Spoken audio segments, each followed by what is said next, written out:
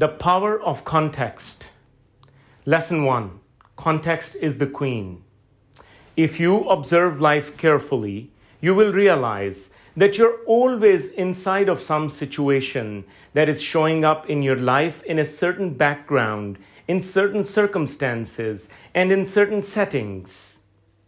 This background setting is what we call context. The context gives meaning to the situation and informs you on how to be, how to act, and how to behave in that situation. Context is like a lens through which you see life. If some situation shows up in your life where you see the situation as me versus him, me versus her, or me versus them, however you react and whatever you do has a certain combative quality to it. However, if your context for the situation is that we're in this together, then the same situation shows up very differently, and what you do has a very different quality to it. Your context is about your standing in the world. If your context is that you're building a new empire, then you are a queen. Not the kind of queen ordering people around, sitting around, doing nothing much. No, but the grand matriarch that owns everything and everybody and loves everyone and cares for the whole village. That is a kind of queen we are interested in. Unfortunately, the context that shapes all meanings, all behaviors, and all outcomes is hidden from you.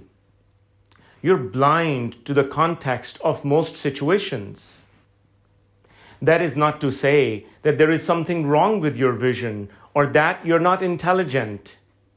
It is actually exactly the opposite.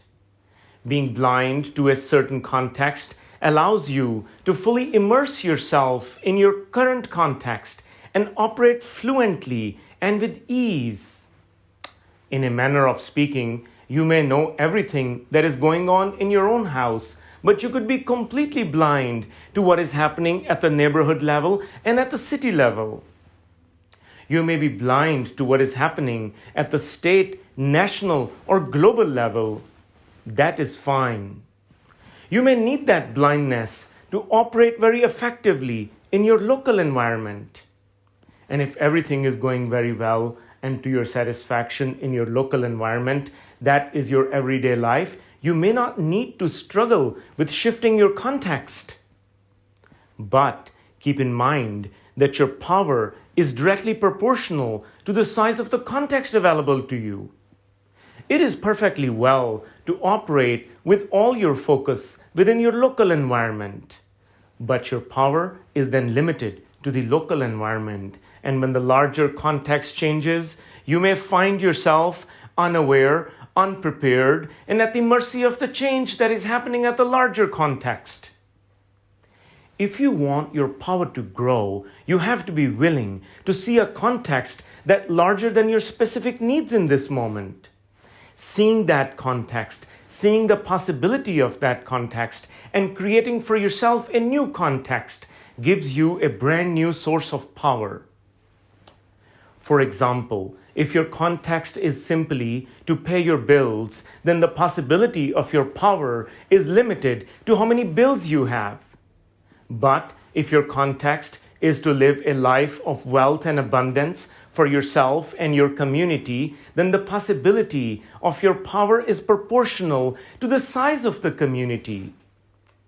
If you take on dealing with big problems, your little problems will have no power over you. With the change of your context, when you commit to the care of others, such as bearing and rearing a child, your capacity for power grows instantly. If your context is to keep tolerating mental and physical abuse in the name of keeping the family together, then you can only operate within that context. You can pray and hope, and you can do your best. But what if your context changes to living a powerful life with a great deal of dignity? You may then take steps to deal with all your problems head on and learn to take action and change your existential reality. Intellectually realizing and recreating your context is half the game. The other half is living it. The program of building a powerful enterprise that is your life must begin with the program of building a powerful self. Living from that context, I took up Shaolin Kung Fu at the age of 45 and began the long-term process of rejuvenating my own aging body. I had a sense that the adventure of assisting people with self-reinvention would need to pay attention to the full potential of the mind and the body. I never thought I could practice Kung Fu at this age. Later, I will show you some exercises that would make you very strong, full of physical and mental energy. To have a life of power, you must have a body of power. It does not matter what age, what gender, what type of body, or what kind of genes. Our world is constantly changing and shifting and dealing us a great deal of breakdowns. I had a sense that to create a powerful life in this kind of world, I would need to cultivate my mind and my capacity for assisting others with cultivating their capacities. I took up serious meditation several years ago and went to many painful and difficult retreats and learned about the power of the mind. I never thought previously about becoming an expert at these things, let alone teaching others. But then the deep burning emotional awareness of the critical issues of our time with a totally focused mind gave me the adventure of a lifetime. My context shifted. My context of building better worlds generated for me a series of commitments and projects that I would not take on otherwise.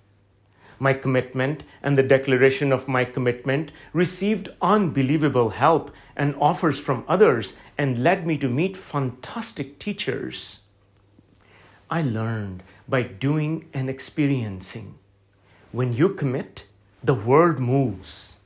When you commit to a larger context, the universe moves.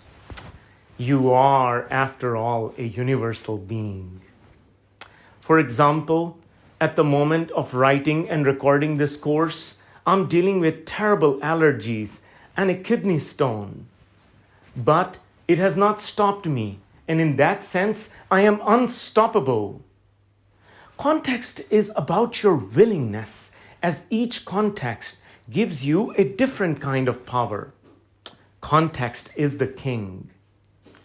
Context, then, is about your mood about the situation. A mood of victimhood will give you a certain kind of space to operate in, and the mood of care will open altogether a new clearing. I refuse to be a victim of my allergies and my kidney stone. Nietzsche, in his writing, sets a new context of life altogether when he says, "I am not a human being, I am a dynamite," or Heidegger when he said, "To dwell is to garden."